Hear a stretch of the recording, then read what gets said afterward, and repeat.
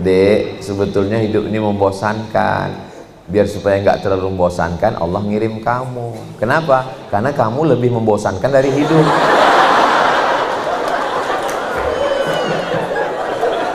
Tolong jangan dipakai. Soalnya kalau dipakai ketahuan dari saya, rusak nama baik saya. Nah, karena dunia ini tempatnya nunggu, yang namanya waiting room itu membosankan, maka biasanya di ruang tunggu ini ngantri nih, ngantri bawa istri mau periksa ke rumah sakit spesialis objin. Spesialis objin itu bukan spesialis jin, spesialis kandungan. Kita nunggu nih, ngantri panjang ramai. Lalu supaya nggak membosankan, disediakan TV supaya kita nonton, supaya nunggunya nggak terlalu lama. Tujuan kita di sini nonton atau nunggu? Nunggu kan? Ketika dokternya manggil pasien nomor 5, apa kita ngomong? Mohon maaf ya Bu Dokter, kita selesaikan dulu sinetronnya ya. Sebetulnya kita ini datang mau nonton apa mau nunggu? Mau nunggu, tapi supaya nunggunya jangan terlalu lama, kita disuruh nonton. Begitu juga dengan hidup ini. Hidup ini sebenarnya nunggu mati.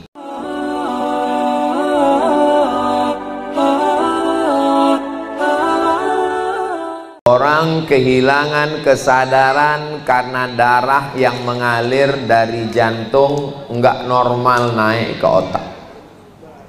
Dari mana otak dapat oksigen? Dari darah. Darah yang mengalir dari jantung diembuskan jantung, nggak normal naik ke otak. Kenapa nggak normal? Karena gula. Gula kalau masuk ke dalam air, air jadi kental. Darah kita ini air, darah kita jadi kental karena banyak gula. Itu maka Ustadz Somad dikasih air putih.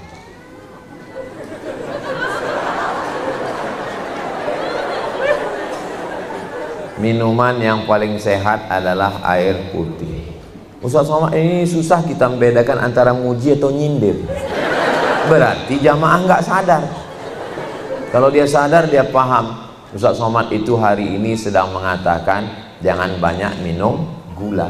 Karena tadi saya dikasih minum gula, ini sekarang dikasih gula, siang gula, malam gula, darahnya kental. Kalau darah kental, jantung berat, tersumbat, akhirnya kurang oksigen, mikirnya lambat. Makanya orang makan pil pencair darah. Apalagi yang membuat darah menjadi kental? Minyak, gorengan. Kurangi makan gorengan. Tapi saya suka makan bakwan. Makan buah, minum air putih, rajin olahraga. Jangan ada santan di antara kita. Sekali-sekali boleh, nggak salah. Kehilangan kesadaran fisik disebabkan oleh materi, oleh santan, oleh gula. Maka kita pun juga bisa hilang kesadaran kalau kita tidak mendekat kepada orang-orang soleh, orang baik. Kalau punya teman yang selalu mengingatkan, kita ini akan mati bro, kita ini akan mati besti, kamu kok nggak sholat, kamu kok nggak puasa, kamu kok nggak zikir, kamu udah baca Quran hari ini, kamu kok nggak ngikut pengajian. Kalau punya teman baik seperti ini, jangan dikubur sebelum mati.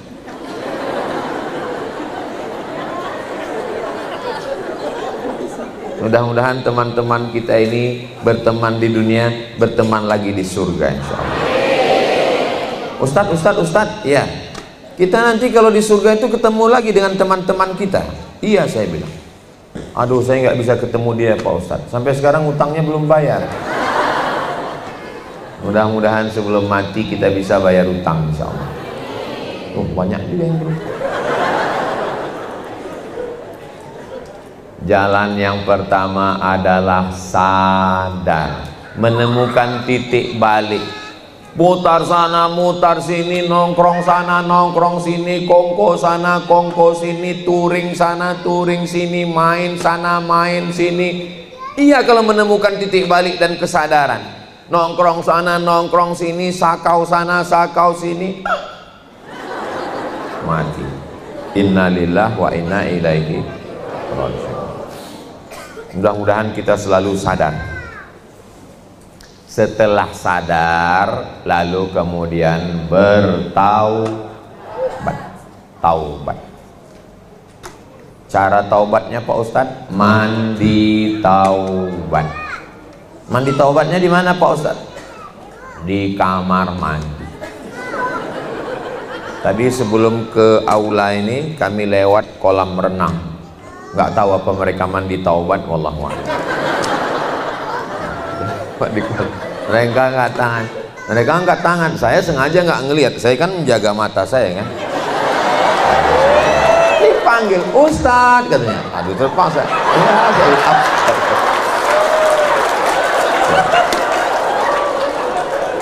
maksudnya kalian walaupun hormat sama Ustadz, tapi kalian kan sedang di kolam renang. Janganlah kalian panggil. Saya kan gimana jadinya? Mau nggak ngambaikan tangan berasa nggak sopan, katanya sombong. Jadi akhirnya saya lambaikan juga. Ya. Mandi taubat di kamar mandi boleh, mandi taubat di kolam renang boleh, apalagi tinggal di Kendari, pinggir laut, tengah laut Pak Ustadz, afdol. Kalau orang Kendari taubat mandi di tengah laut, bukan cuma dosanya hilang, orangnya hilang. Mandi taubat. Saya niat mandi taubat karena Allah Ta'ala. Mamin muslimin yuznibu dzamban, kalau ada orang silap, salah, khilaf, summa yatatahhar, mandi. Yang nggak bisa mandi jangan paksakan. Mana tahu sakit, mungkin bukan kita, keluarga kita, saudara kita, paman kita, ayah kita, kakek kita diponis sama dokter, ini nggak boleh mandi. Jangan dipaksakan. Jangan nanti kamu mentang-mentang udah ngaji mesti mandi. Dokternya udah bilang jangan mandi. Kalau mandi dok, kalau mandi mati. Jangan dipaksa mandi.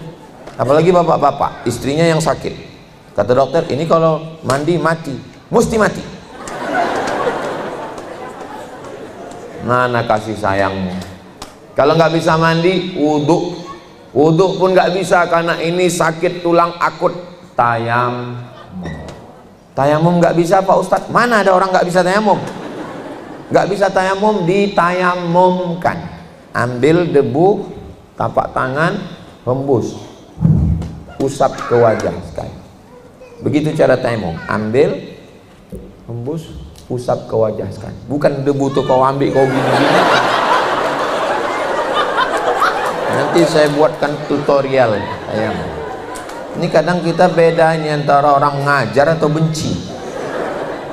Dah, hanya wajah dan tangan saja. Mazhab Syafi'i sampai siku. Kalau di sini banyak kabel-kabel opnam di rumah sakit, pakai mazhab Maliki sampai sini saja. Cincin jam tangan lepas supaya debunya sampai. Setelah itu sholat sunat taubat. Bagi yang pakai usolli sunat taubat. Yang enggak pakai usolli, enggak pakai usolli. Ya dia enggak pakai usolli. Enggak usah kelahi gara-gara usolli. Allahu Akbar. Yang pakai Allahu Akbar kabira, Allahu Akbar kabira, walhamdulillahi katsiran wa subhanallahi bukratan wa asila. Yang pakai Allahumma ba'id, Allahumma ba'id baini wa baina khataayaya kama ba'adta bainal masyriqi wal maghrib. Yang baru taubat nggak tahu iftitah, langsung Fatihah. Bismillah. Auzubillah dulu. A'udzubillahi minasyaitonir rajim. Bismillahirrahmanirrahim. Alhamdulillahi rabbil alamin. Ayatnya Pak Ustadz macam banyak aja hafalan. Orang yang nanya ayat apa itu hafalannya banyak. Ya kul huwallah lah, apa lagi? Kul huwallah. Kul mobil falak aja macet. Nanya ayat apa? Kul huwallah, inna a'toina wal asri. Kuliah aja mau putar-putar. Dah qul huwallah. Habis itu rakaat kedua setelah salam mandi taubat, salat sunat taubat, beristighfar. Astaghfirullah Rabbal baraya, astaghfirullah minal khataya, Rabbi zidni ilman nafi'a wa wafiqni amalan salihah. Saya istighfarnya nggak pakai nyanyi-nyanyi kayak Ustadz Somad, nggak usah pakai nyanyi. Astaghfirullahaladzim alladzi la ilaha illa huwal hayyul qayyum wa atubu ilaih. Saya istighfarnya kalau pakai suara nggak khusyuk Pak Ustadz, saya dalam hati.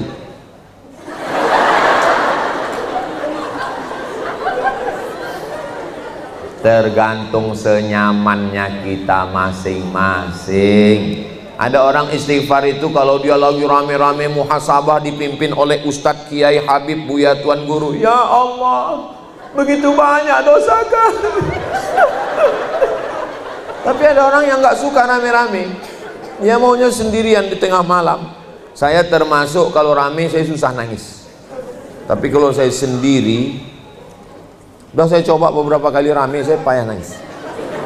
Pernah saya diminta, Ustadz tolong bimbing kami acara malam muhasabah. Saya bilang aku nggak bisa nangis. Nggak apa-apa Pak Ustadz. Ya nggak seru dong. Ya, nggak apa-apa, saya coba.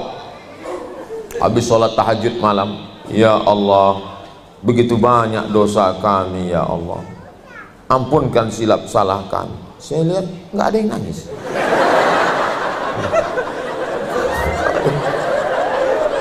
Saya itu udah 5 menit nggak ada yang nangis. Kok nggak nangis orang ini? Lama-lama sedih saya. Saya sedih bukan karena dosa itu, karena orang ini nggak nangis. Lama-lama nangis juga saya. Nangis saya di akhir itu. Akhirnya orang itu pun nangis. Selesai hidup lampu lagi. Biasa muhasabah lampu diredupkan. Malam Ramadan hidup lampu lagi. Saya nanya, kalian kok nangis? Kami pun nggak tahu Ustaz. Saya kalau nangis itu kalau cerita tentang ibu. Maka kalau disuruh cerita, ada 2 selalu pengajian yang saya hindari. Pertama kalau judulnya tentang ibu, yang kedua tentang nabi. Nah itu kalau udah ibu, nabi. Kenapa saya nggak mau nangis waktu ceramah? Kalau saya nangis, jamaahnya nangis, terus yang ngaji siapa? Itu nggak saya mau. Jadi pas maju di sini saya lihat judulnya, kita sudah terlalu jauh, saatnya kembali ke Allah. Alhamdulillah, berarti tidak 2, bukan ibu, bukan nabi. Tapi kalau udah cerita nabi meninggal, sudah berat sudah, untuk menahan emosi di dalam. Jadi tergantung kita masing-masing. Ibu biasanya bisa nangis itu rame atau sendiri? Saya sendiri Pak Ustadz, tapi dia dari mulai tanggal 25.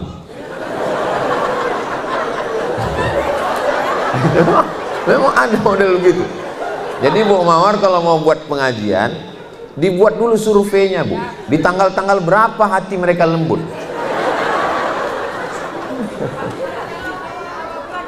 Awal bulan, Masya Allah. Nah, jadi yang pertama adalah sadar, setelah sadar baru taubat. Jangan dibalik. Banyak orang taubat tapi dalam keadaan tidak sadar. Saya banyak ketemu orang taubat tapi nggak sadar.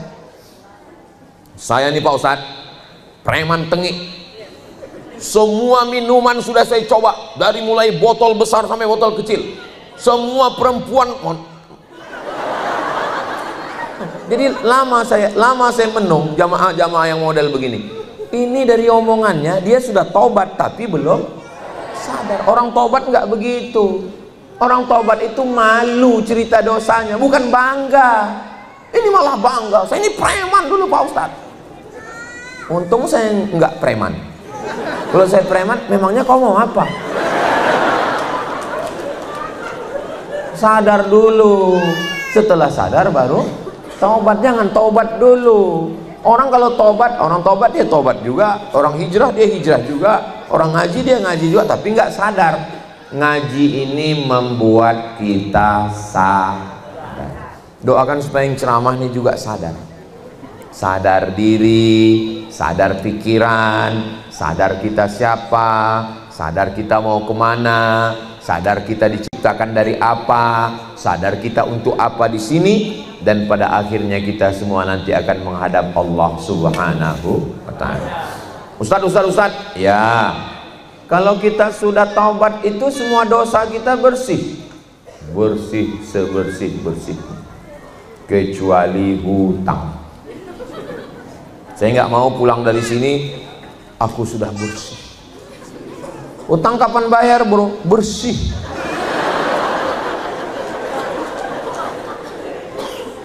Dulu pernah minum khamar, bersih. Dulu pernah buat maksiat, bersih. Mudah-mudahan Allah menerima taubat kita semua. Jangan lupa itu istighfar.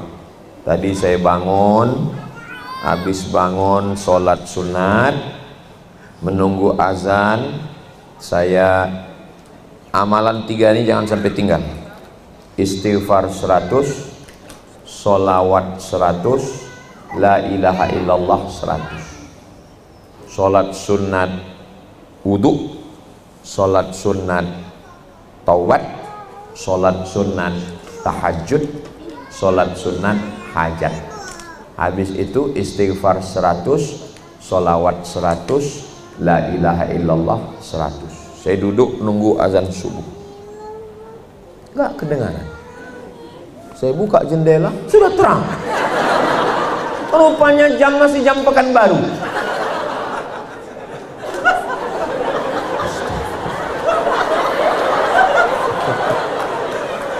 Itulah gara-gara nggak sadar sudah di Kendari. Ditunggu juga. Inilah bahayanya nggak sadar. Kau mesti sadar, Somad. Kau sekarang sedang berada di Kendari. Kau bukan di Pulau Sumatera ini.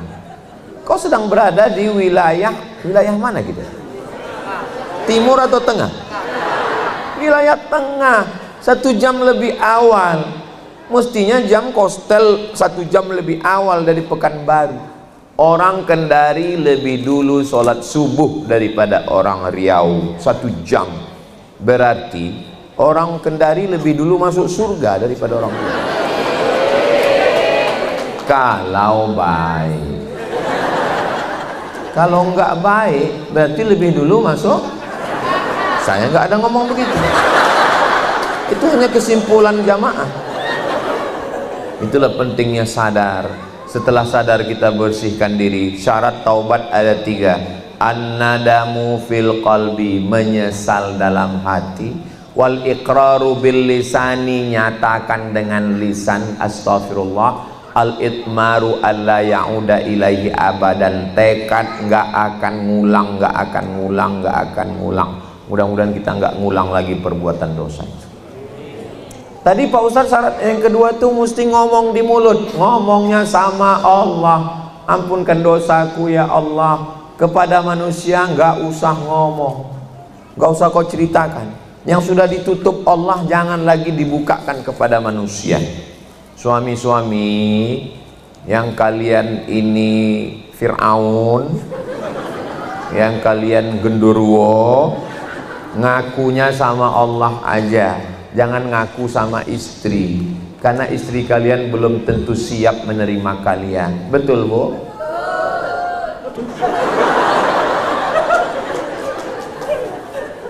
Kalau ditanyanya, kamu dulu sebelum taubat dosanya apa? Dosaku sebanyak buih di lautan, sebanyak pasir di pantai, sebanyak bintang di langit, sebanyak jerawatmu. Tapi aku yakin mama, maafmu lebih luas dari luasnya langit dan bumi. Gitu cara ngelesnya. Gak usah kalian ceritakan. Kalau mereka punya catatan-catatan, gak usah kalian buka catatannya. Kenapa? Karena itu hanya akan membuat hati kalian semakin sakit, semakin beku, dan susah kalian memaafkannya. Lupakan semuanya. Ya Allah, tolong lumpuhkan otakku. Hanya untuk ini aja. Untuk yang lain jangan. Karena kita manusia biasa, kita bukan nabi, kita tidak bisa menerima orang apa adanya. Begitu juga jujur itu sama Allah Subhanahu wa taala, mengadulah sama Allah, sebutkan dosa satu-satu, tapi jangan kuat-kuat. Khawatirnya dia pura-pura tidur nguping. Ya Allah, aku kemarin, dia nggak sabar, apa lagi? Astaghfirullah Rabbal baraya, astaghfirullah minal khataya. Selesai. Sejahat apapun kalian anak muda, senakal apapun kalian, tutup masa lalu sebagaimana Allah sudah menutupnya. Jangan kalian buka-buka lagi. Kunci mati, kuncinya buang di laut pantai Kendari. Kunci mati, gembok mati, pergi ke Masjid Alam, campakkan ke laut. Tapi kau jangan ikut. Dah. Karena kalau kita bukakan kepada manusia, manusia ini hari ini jadi kawan, besok jadi lawan, hari ini baik, besok jadi tak baik, dibukakannya rahasia menjadi ribah, menjadi namimah, menjadi pembicaraan yang tidak baik, maka mengadunya hanya kepada Allah, yang tahu hanya Allah semata. Begitu juga dengan perempuan-perempuan, kakak-kakak, siapa yang tak pernah silap, siapa yang tak pernah salah. Jangankan kita, Nabi Adam alaihissalam, la taqraba hadhihi syajarah, jangan dekati pohon ini, pohon khuldi, fatakuna minaz zalimin, nanti kamu jadi orang zalim. Fa'azallahuma syaitan, mereka digoda syaitan, silap, salah, khilaf, lupa. Akhirnya mereka bertaubat, Rabbana zolamna anfusana wa illam taghfir lana wa tarhamna lanakunanna minal khasirin. Cukup, nggak ada dia mengaku macam-macam. Rabbana zolamna anfusana wa illam taghfir lana wa tarhamna lanakunanna minal khasirin. Bersih sebersih-bersihnya. Setelah itu sadar, taubat. Yang ketiga, berjamaah. Jangan sendirian. Jangan sendirian. Yang sudah punya komunitas, alhamdulillah. Ini yang jilbab oranye ini apa nama komunitasnya, Bu? Hansa. Saya sebetulnya pura-pura nggak tahu aja. Orang ada tulisannya kok Hansa. Ibu yang pakai jilbab hitam, woman in black. Yang sudah punya komunitas, mudah-mudahan istiqomah. Anak-anak muda, ada kemarin tadi malam tuh ngasih saya rompi. Saya lihat biker subuhan. Saya ambil, rupanya ada namanya. Saya balikkan lagi. Ketua, saya bilang sama Ustaz Auzi, Zi balikkan Zi. Kenapa Ustaz? Ada namanya, saya bilang. Bukan untuk saya, saya. Makanya sadar Ustaz Somad, jangan kegeeran.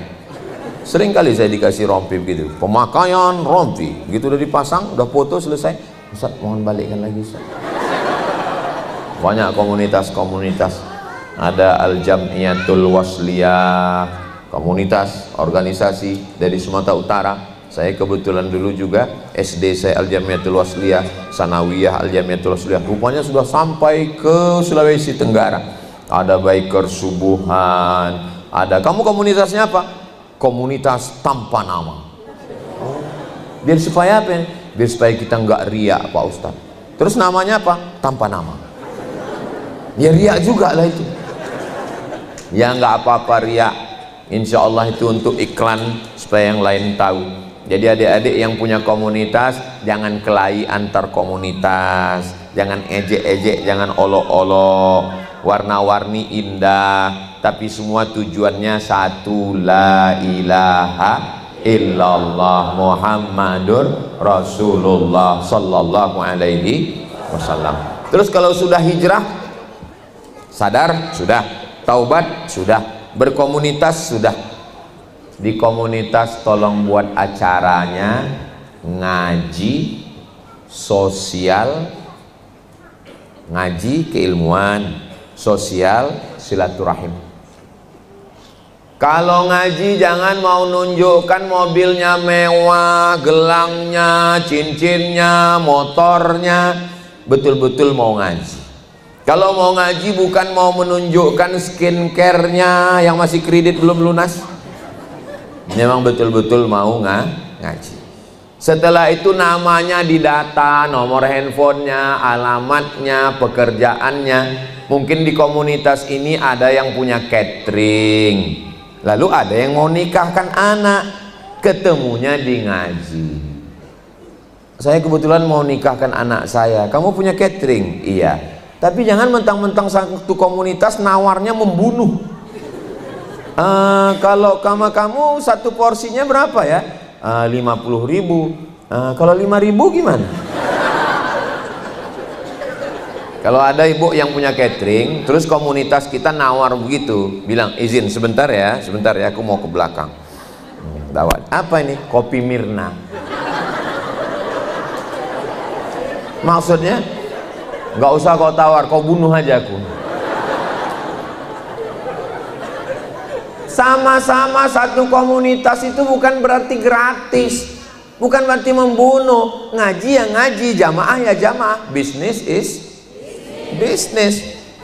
Mobil dibawa sama tim, ganti 5 ban, 4 ban tambah ban serap, servis. Ustadz, ya kata yang punya katanya gratis.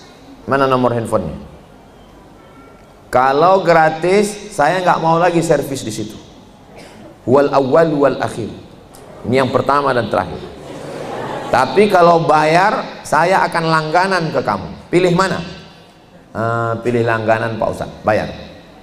Saya nggak mau setiap melihat wajah saya dia gratis. Tengoknya wajah, ini gratis nih. Saya nggak mau. Jangan rusak hubungan kita dengan ini. Saya mampir ke rumah makan, oh sup tunjang, nendang banget ini. Akhirnya saya makan. Setelah makan, kata yang punya katanya nggak usah bayar Pak Ustadz.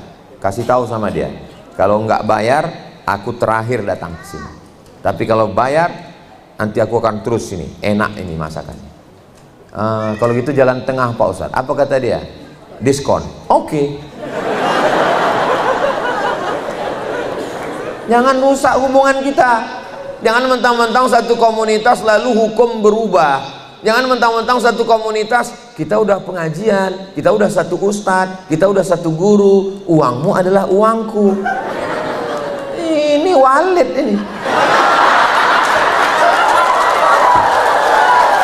Enggak benar. Enggak benar. Karena kita udah satu komunitas, kita udah satu ngaji, maka aku boleh pinjam uang ya.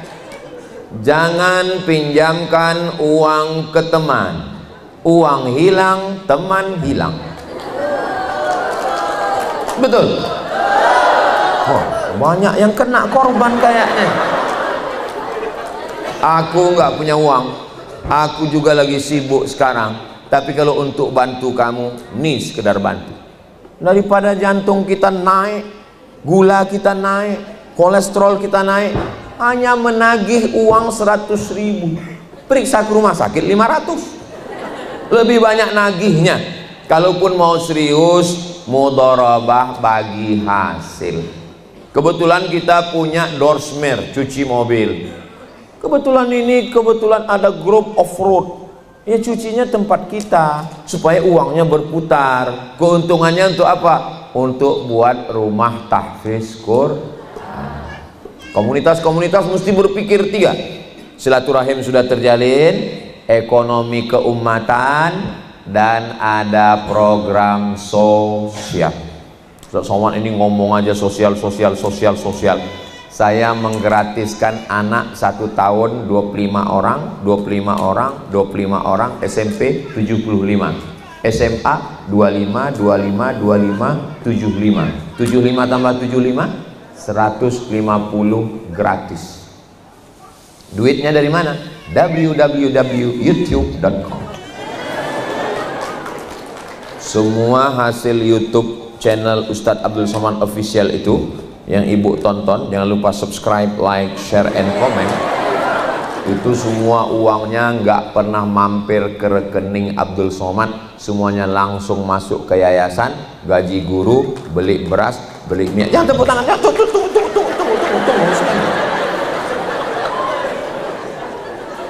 Ngapain Ustaz ceritakan? Itu kan jadi ria. Saya ceritakan supaya menjadi inspirasi buat yang lain. Saya ceritakan supaya jangan ada fitnah ke saya. Ini banyak orang fitnah saya, alah Abdul Somad mobil baru, itu pasti duitnya dari YouTube.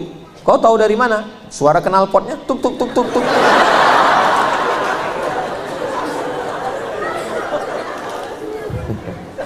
Program itu mesti ada 3: silaturahim, ilmu, dan sosial. Sosialnya sudah dapat, datang. Silaturahimnya sudah dapat, ilmunya sudah dapat. Untuk bulan ini kamu petugas yang bangunin malam tahajud jam 3 ya. Iya. Apa nama programnya? Tahajud Call. Bangun ya Besti. Malaikat maut udah dekat. Hai guys, bangun ya. Kita tahajud, karena yang kekal abadi hanya sholat, yang lain itu tinggal. Nah, setelah telepon sana, telepon sini, tidur. Besok pas ketemuan, kamu yang bertugas bulan ini kan? Iya. Kamu tahajud? Enggak. Kenapa? Karena kita sudah menyuruh orang buat baik, kita udah dapat pahala. Ini aliran sesat. Kita bukan cuma ngajak orang. Kalau sholat tahajud ya udah tahajud aja. Jangan tahajud live. Kamera menyala abangku. Sholli sunnatat tahajud. Orang sholat tahajud ngelihat tempat sujud, dia ngelihat like berapa. Allah. Jangan rusak.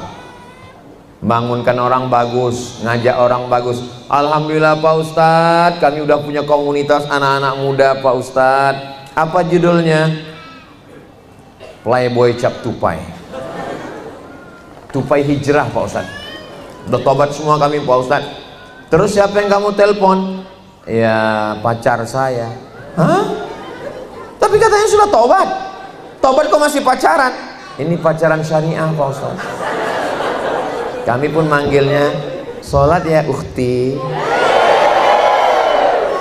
Bulan pertama ya akhi ya ukhti. Bulan kedua ya abi ya ummi. Bulan ketiga ya almarhum ya almarhumah. Setan gak pernah ngajak berzina. La taqrabuz zina. Jangan mendekati zina. Setan gak pernah mengajak ayo berzina, enggak. Dia awali dari satu grup, tukar-tukaran nomor, ngajak informasi pengajian, berawal dari tukar-tukar curhatan, berakhir pada tukar cairan. Ustaz ngomongnya jangan begitu Pak Ustaz, menjijikkan. Mendengarnya aja menjijikkan, apalagi melakukannya. Ya Allah selamatkan kami semua dari perbuatan maksiat. Ustaz nggak layak ngomong begitu Pak Ustaz, ngomongnya aja nggak layak, apalagi melakukannya. Kamu kenapa call dia? Kamu kenapa tukar handphone sama dia? Kamu kenapa hubungan dengan dia?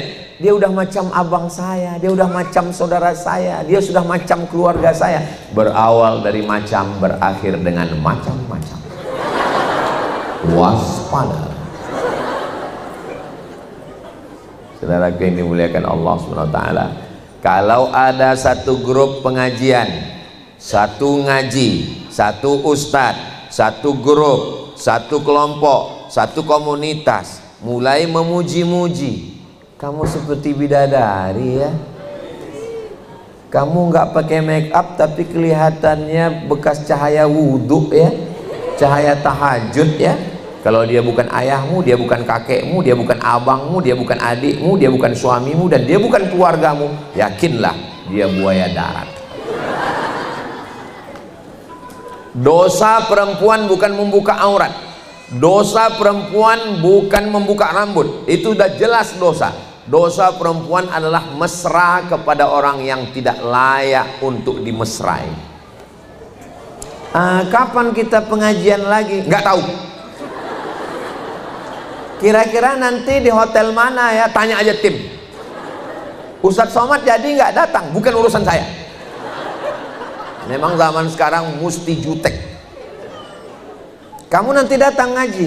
Iya.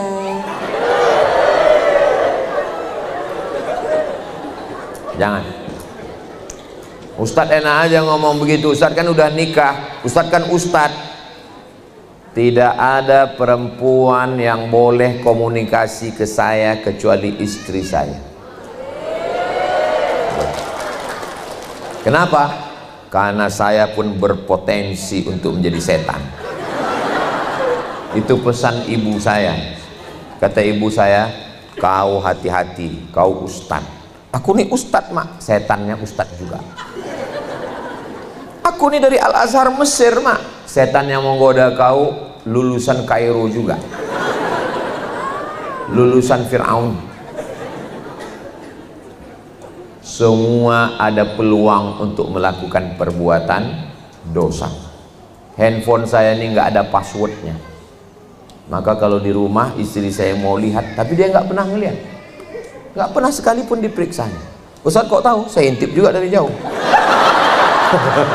Memang ada password, memang nggak ada password. Saya bilang sama dia, aku bilang aku nggak mau ada kecurigaan antara kita. Ini nggak ada password, dibuka langsung terbuka, langsung nggak ada. Saya letakkan sih, tapi sambil main sama Sami saya tengok juga.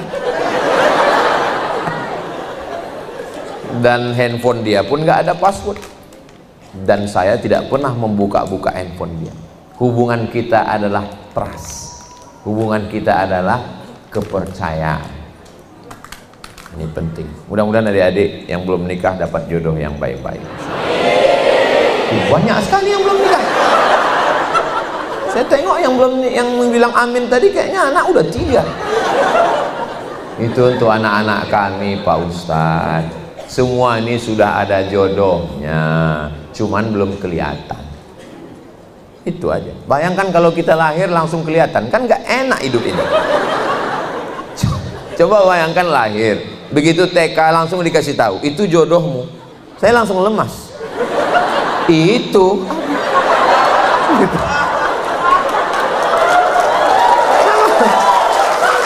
Allah itu ngasih surprise. Allah itu ngasih surprise ke kita, makanya jodoh itu disembunyikannya. Cuman kadang kita ini semua maunya nyata, semuanya mau kelihatan. Ya dirahasiakan Allah, biar supaya apa? Surprise. Supaya nanti kalian waktu menikah, wow. Semua akan indah pada masanya, Besti. Nah, setelah kita sadar, lalu kita bertaubat, dan kita punya komunitas yang selalu mengingatkan kita. Saya setiap bulan kumpul, namanya Yayasan Tabung Wakaf Umat. Setiap bulan kumpul, namanya Yayasan Pendidikan Hajah Rohana. Ada majelis ilmu. Saya kasih tahu ke kawan saya, kalau aku salah, postinganku salah, ngomongku salah, kasih tahu aku. Tapi tolong jangan di depan jamaah. Aku nih profesor doktor. Hilang harga diriku. Kau kalian jaga juga. Kalau aku salah, jangan kalian komen. Kalau haters, enggak apa-apa. Mereka kan memang setan. Tapi kalian teman-temanku, aku bilang, jangan. Nah, jadi kita ini juga jaga privasi kita, jaga diri kita. Memang ini istri, rumah kita itu bukan berarti seperti hall, ada sekatnya. Ini ruang tamu, kawan, sahabat, tapi ada lebih privasi lagi, ruang dapur. Di dapur kita, tamu nggak mungkin ke dapur. Yang ke dapur itu keluarga, mertua, kawan, asisten rumah tangga. Tapi ada yang lebih spesial lagi, kamar. Yang di kamar itu istri. Tapi ada yang lebih spesial lagi, toilet. Masa sama istri? Itu kita sendiri. Kalian yang belum nikah, yang kalian pikir orang yang udah nikah ini sama istrinya, sakit itu. Jadi kita ini juga ada privasi. Kamu moto saya di sawah, silakan. Kamu moto saya waktu mancing, silakan. Kamu moto saya dengan anak saya, silakan. Kamu moto saya dengan istri saya, silakan. Kamu moto saya di kampung saya, silakan. Tapi kalau sampai kamu moto ijazah saya akan balas. Saya akan gigit kamu. Kita mesti punya privasi. Jangan sampai semuanya diekspos. Ibu nggak boleh ekspos semuanya. Dikit, mas. Dikit-dikit diekspos, dikit-dikit diekspos. Kalaupun mau ekspos, dikit aja. Saya dengan anak saya ada juga saya ekspos. Tapi dengan istri saya ada pernah saya posting. Kalaupun posting rame-rame. Kalau mau posting ibu rame-rame, ini rame-rame, ambil fotonya nanti di depan, foto yang kira-kira wajah ibu kalaupun dibesarkan hilang. Nanti fotonya ambil dari sini rame, foto. Kalaupun nanti dia mau susah lagi, hilang. Sama mirip semua. Jangan sampai ibu. Kenapa? Ada orang yang diam-diam, bukan tetangga ibu, bukan teman, bukan kawan, bukan sahabat, tapi selalu mengikuti foto ibu dan dia jatuh cinta. Hati-hati. Setiap hari dia buka FB ibu, setiap hari dia lihat Instagram ibu. Ibu tidak kenal dengan dia dan dia jatuh cinta dengan ibu. Foto ibu dia cetak, foto ibu dia simpan. Siapakah dia? Mana saya tahu. Tapi dia ada. Maka kalau mau posting rame-rame nggak apa-apa. Yang lalu-lalu ya kalau masih bisa di-delete, di-delete. Ini komunitas ini untuk menjaga kita semua. Siapa sahabat kita yang paling baik? Sahabat yang menunjukkan segala kelemahan-kelemahan kita. Yang keempat, sadar, taubat, berkomunitas berjamaah. Yang keempat, insya Allah istiqomah. Mudah-mudahan kita semua istiqomah. Bro, ayo kita dugem ya. Dugem itu maksudnya duduk sambil gemetar. Aku sudah taubat. Aku sudah sadar bahwa kehidupan ini hanya sementara. Aku sudah sadar bahwa kita akan mati menghadap Allah. Maka kalau kau ngajak dugem, tidak. Dan aku sudah berkomunitas, aku sudah ngaji. Aku yang bayar, oke. Ini belum istiqomah. Kalau istiqomah itu siapapun yang ngajak, yang kita jalan malam ini, aku sudah hijrah, aku sadar, aku taubat, aku sudah berkomunitas dan aku istiqomah. Sebentar aja jalan kita, tidak. Say no to bonceng. Terus hubungan kita gimana? Ya terserah kamu lah. Enak aja kamu ngomong begitu.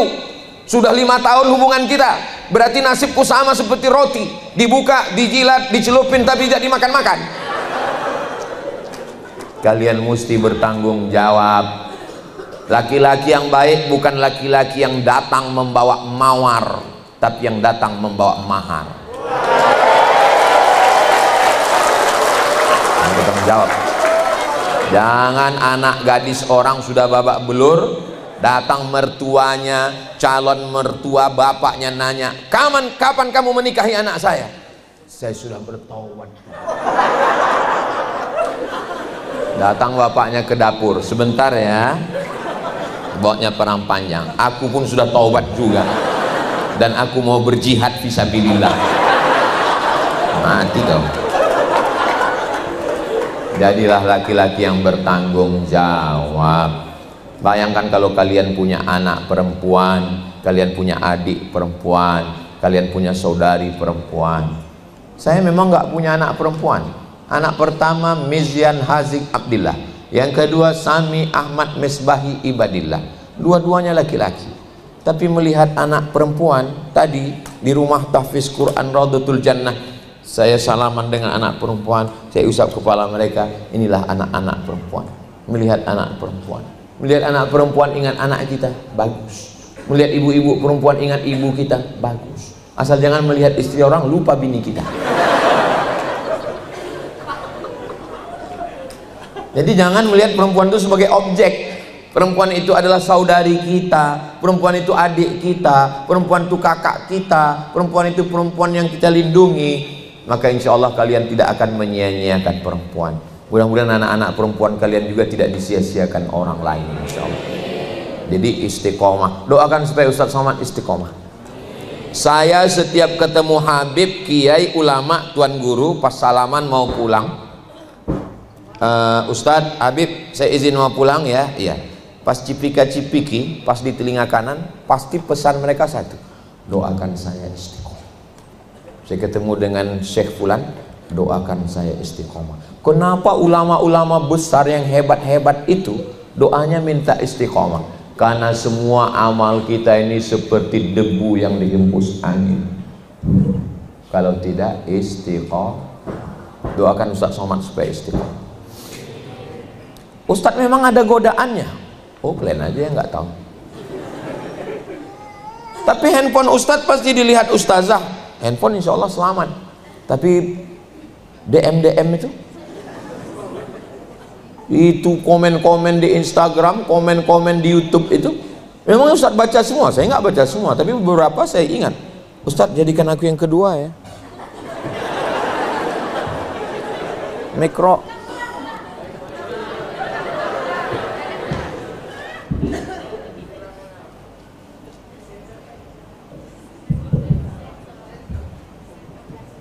Kalau tuan beli peniti, jangan ditusukkan ke sayur kubis. Kalau mic sudah mati, itu tanda waktu sudah habis.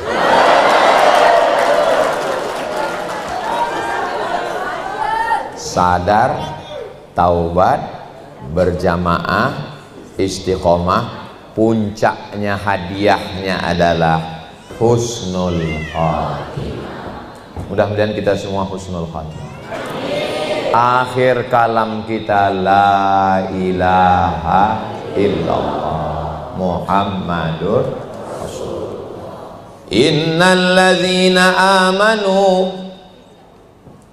Innalladzina qalu rabbuna Allah, orang yang mengatakan Rabb Tuhan kami Allah, summastaqamu, kemudian mereka istiqamah, tatanazzalu alaihimul malaikah, turun malaikat. Kalau kita sudah taubat, kita sudah berjamaah, kita sudah istiqomah, nanti saat kita mau mati turun malaikat. Apa kata malaikat? Allah takhafu, jangan kau takut, jangan takut sakratul maut, jangan takut azab kubur, jangan takut padang mahsyar, jangan takut titian siratal mustaqim, jangan takut neraka. Wala tahzanu, jangan sedih meninggalkan anak, jangan sedih meninggalkan istri, jangan sedih meninggalkan rumah, jangan sedih meninggalkan jamaah. Wa abshiru bil jannati allati kuntum tu'adun, berbahagialah kau mendapatkan surga yang dijanjikan Allah Subhanahu wa ta'ala. Dan kita semuanya mati, sebelum mati itu kita sudah melihat malaikat mengepakkan sayapnya, dan kelihatan di sayap itu bahwa kita masuk surga dan bertetangga dengan kawan-kawan kita semua. Maka saat malaikat itu mencabut nyawa, wajah tersenyum. Pas dibuka penutupnya, kenapa dia senyum? Karena dia sudah melihat tempatnya di surga. Doakan Ustadzul Somad mengalami seperti itu insya Allah. Saya mau kalau saya mati, saya melihat tempat saya, dan saat melihat tempat itu, disitulah malaikat mencabut nyawa, sehingga kita tidak terlalu merasakan sakit. Ini kontradiktif Pak Ustadz. Masa sakit tapi nggak sakit, sakit tapi nggak sakit? Sekarang saya tanya ibu waktu melahirkan itu sakit apa nggak sakit? Saya nggak nanya kalian, kayak pernah aja ngalamin. Sakit kan Bu?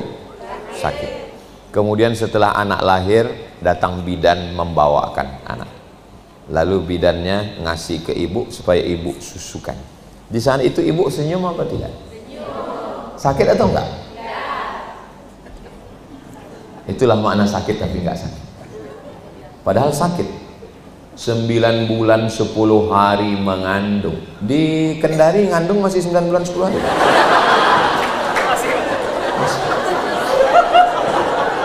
Soalnya di tempat lain itu sekarang nikah Januari, Maret sudah lahir. Pas ditanya, kok cepat sekali? Dalam rangka efisiensi. Ternyata di Kendari masih. Tulang belakang ini membengkok, melengkung. Usus itu naik ke atas, usus lambung naik ke atas karena rahim membesar. Kulit tangan, leher menghitam. Sebelum mengandung memang udah hitam.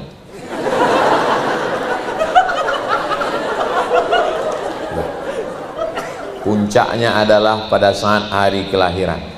Buka 1, buka 2, buka 3, sampai akhirnya robek dagingnya untuk mengeluarkan saya, ibu saya, nenek kita, untuk mengeluarkan kita ke alam dunia. Tapi saat bayi itu dipegang, dia senyum, melelehkan air mata, dia cium bayi itu. Kalau ditanya suaminya, sakit, sakit. Tapi kenapa nggak sakit? Karena ada yang membahagiakan, kira-kira, agak-agaknya. Begitu juga lah sakratul maut itu. Seperti kambing yang dikuliti hidup-hidup, seperti tebasan pedang di tempat yang sama beratus kali, seperti hunjaman tombak di ulu hati, di jantung. Tapi kita tersenyum. Kenapa? Karena melihat tempat di surga, dan nikmat melihat tempat itu mengurangi rasa sakit. Susah mengungkapkannya karena ini masalah rasa. Rasa itu tidak bisa diwakili oleh kata, karena kata terlalu miskin untuk mewakili rasa.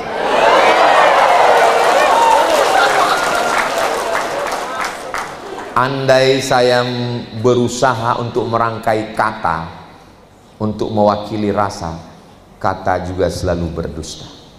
Kenapa? Karena rasamu belum tentu rasaku. Tapi insya Allah kita semua merasakan yang sama. Ya Allah, tutuplah usia kami dengan kalimat La ilaha illallah Muhammadur. Waktu kami, waktu ayah, waktu kita mengazankan anak kita di telinganya sebelah kanan, Asyhadu an la ilaha illallah.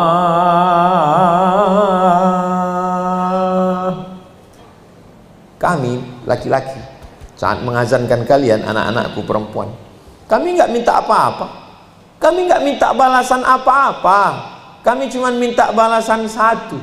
Saat kami terbujur kaku di ruang ICU, kalianlah yang membisikkan ke telinga kami sebelah kanan, La ilaha illallah. Kalau anak nggak ada, mudah-mudahan istri. Makanya nanti malam kalau suami ibu payah bangun subuh, cobalah jurusnya La ilaha illallah. Insya Allah bangun dia. Ibu udah pernah nyoba? Belum? Coba malam ini.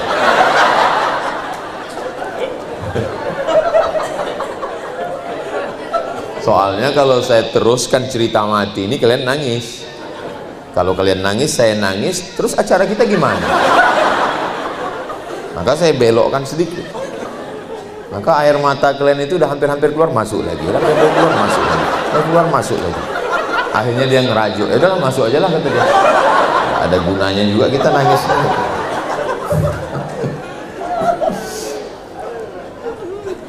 Insya Allah kita meninggal dalam keadaan tersenyum. Kalau dipikir-pikir hidup ini ya, cari uang buat rumah untuk kita, beli mobil untuk kita, beli motor untuk kita. Kita nih laki-laki, pas kita meninggal, istri kita cuma nunggu 4 bulan 10 hari. Tengok, dia udah mulai ketawa. Setelah 4 bulan 10 hari, nama kita di surat nikah berganti dengan nama Bronis, berondong manis. Motor kita dia pakai jalan-jalan sore. Motor kita dia naiki, mobil kita dia naiki, bini kita pun dia naiki. Ini cerita antar kami laki-laki. Apa yang mau diharapkan dari dunia ini? Apa yang diharapkan? Tapi Pak Ustadz dia mengatakan, kau adalah buah hatiku, buah cintaku, siang dan malam terbayang-bayang, malam tak tidur tak lelap, makan tak kenyang. Wih. Akhirlah semua kedustaan ini. Kita semua akan, tapi jangan gara-gara ini lalu kalian pulang kelahi. Saya nggak mau. Saya nggak mau nanti siang bapak minta kopi, mama datang istri bawakan kopi, papa ini kopi untuk papa. Akhirlah semua kedustaan ini. Saya nggak mau juga begitu. Saya mau ingin menyadarkan kita ini udah terlalu jauh. Kita sadar bahwa kita semua akan mati. Sore-sore mereka jalan-jalan pakai motor kita. Suami yang baru nanya, makam suamimu mana?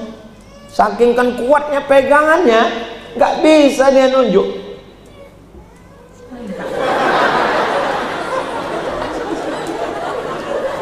Aku tahu kalimat ini menyakitkan bagi kalian ya.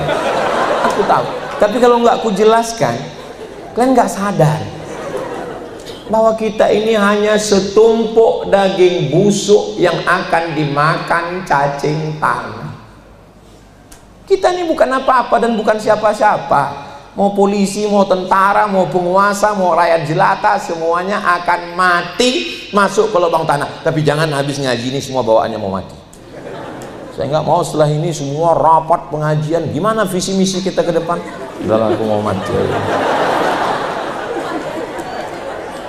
Makin semangat, insya Allah istrinya masuk surga, suaminya juga masuk surga, insya Allah. Ibu mau masuk surga sama bapak?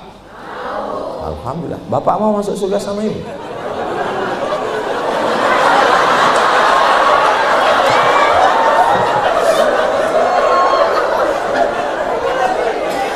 Ustadz, kenapa kalau perempuan itu ditanya, ibu mau masuk surga sama bapak? Mau.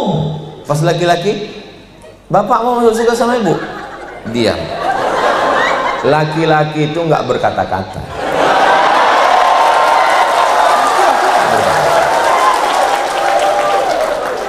Laki-laki itu memang nggak ngomong. Laki-laki itu nggak berkata-kata. Tiba-tiba gila.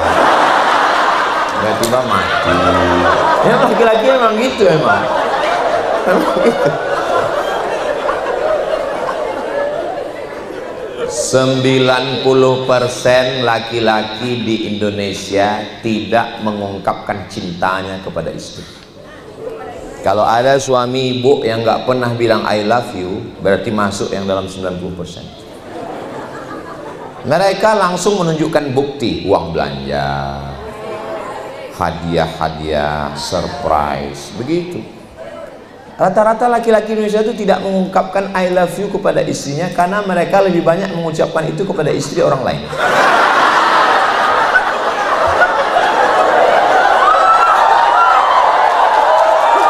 Tapi ini nggak ada di Kendari, nggak ada.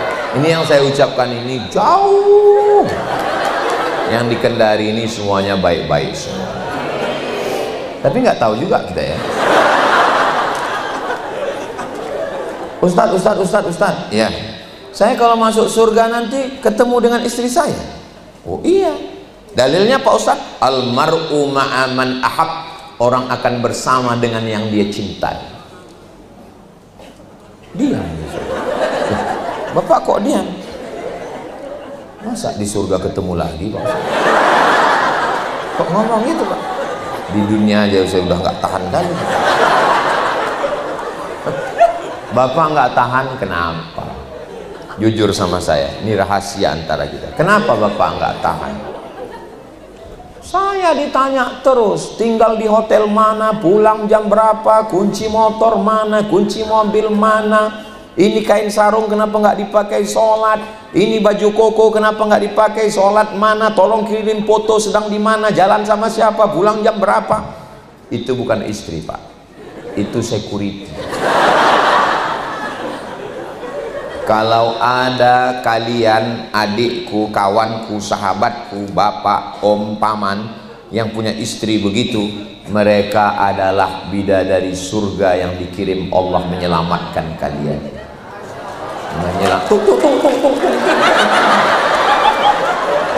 Menyelamatkan kalian dari pelakor, menyelamatkan kalian dari selingkuh, menyelamatkan kalian dari zina, menyelamatkan kalian dari riba, menyelamatkan kalian dari fitnah akhir zaman yang luar biasa.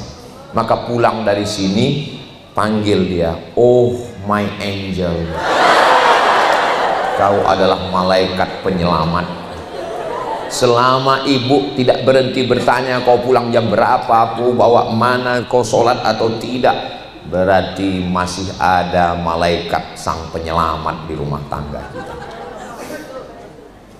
Terserah mau percaya atau nggak percaya. Tapi kalau ibu sudah diam, Bu, tadi kami lihat bapak di lobi hotel jalan, biar aja,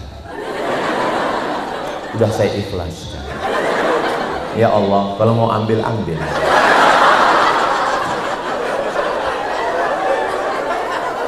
Tapi jangan juga jadi istri kalau kamu nanti sudah menikah, ibumu datang dari kampung, nak, minjam uang 50.000, mama mau buka puasa Senin Kamis, nak.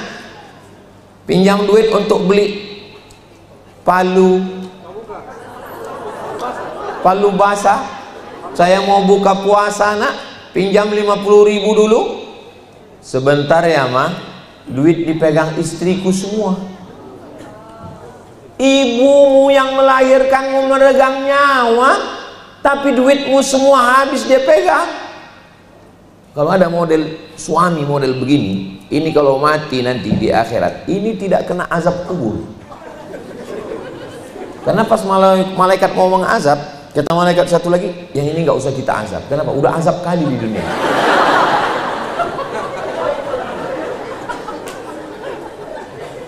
Di balik laki-laki yang hebat-hebat ini ada dua perempuan yang luar biasa, ibu dan istri. Memang sekarang kau sebagai istri, tapi nanti akan menjadi seorang ibu yang akan punya menantu. Kalau sekarang posisinya sebagai menantu, baik pada mertua, maka insya Allah nanti juga akan menjadi mertua yang punya menantu yang baik-baik, insya Allah.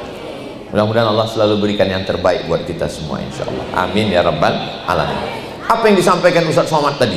Ada 5. Apa sih yang 5? Pulang jam berapa, jalan dengan siapa, tinggal di mana.